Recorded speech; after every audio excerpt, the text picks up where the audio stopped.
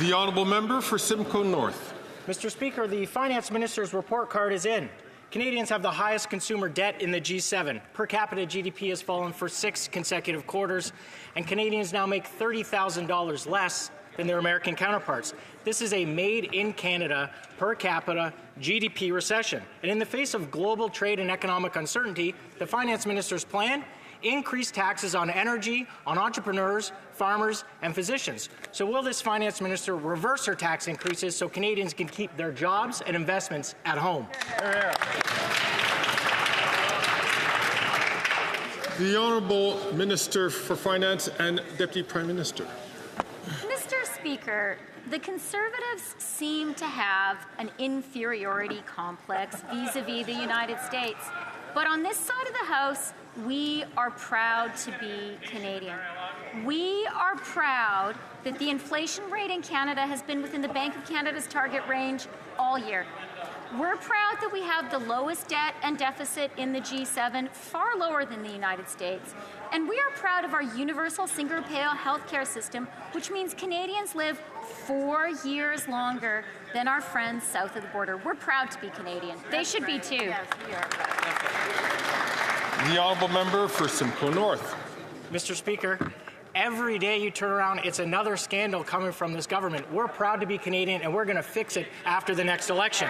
But since the Finance Minister doesn't like answering the complex question, let's start with an easy one. Last year, she made a commitment that the deficit would be no greater than $40.1 billion. Mr. Speaker, this goes exactly to the Finance Minister's credibility. Will she confirm that last year's deficit was less than $40.1 billion, or has she broken yet another deficit promise? The Honourable Deputy Prime Minister and Minister of Finance. One moment, please. The Honourable member from York Simcoe, please.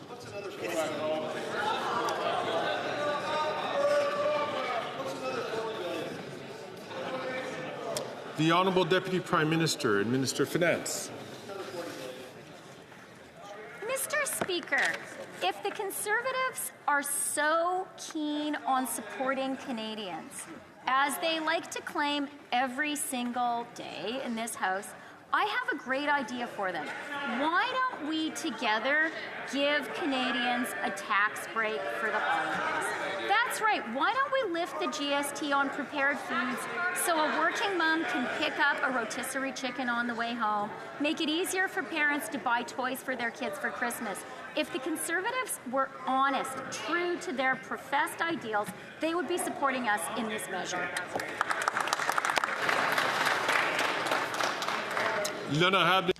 The Honourable Member for Lévis-Lobinière. Mr. Speaker, the holidays are coming right up.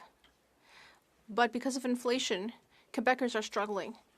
25% of people in Quebec won't be able to spend as much over the holidays, which is a sign that the food inflation we've experienced over the last 9 years is still causing problems. And the Bloc Québécois is complicit in this government's inflationary spending. It has also betrayed Quebecers by preventing an election this fall. Everyone wants to know, when will we finally have an election? The Honourable Deputy Prime Minister and Minister of Finance. Mr. Speaker,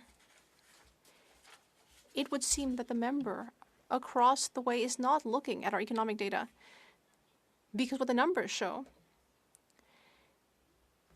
is that inflation has been within the Bank of Canada's target range for 10 months. And because of that success, the benchmark rate has already decreased 4 times. But we do agree that we need to support Quebecers over the holidays, and that is why we will be giving them a break on the GST. I hope the Conservatives will support us in that. The Honourable Member for Lévis-Lotbinière. Mr. Speaker, the best gifts that Liberal Santa Claus and the Bloc Québécois elves have managed to offer Canadians for Christmas are inflationary policies. Canadians are struggling. They will spend less during the most wonderful time of the year because of this Liberal government's incompetence. The Bloc Liberal coalition is not a gift to anyone, Mr. Speaker. When will Canadians no longer need to make a wish list? When will they be able to receive the greatest gift of all, a Conservative government? The Honourable Deputy Prime Minister and Minister of Finance. Mr. Speaker, once again, this question is incoherent and it doesn't make sense when it comes to the economy. I am happy, though, to hear Conservatives talking about inflation because we have good news for Canadians. The good news is that for 10 months now, inflation in Canada has been within the Bank of Canada's target range. That is why we can afford to give Canadians a real Christmas present. A tax holiday, the GST break. The Conservatives should help us do so.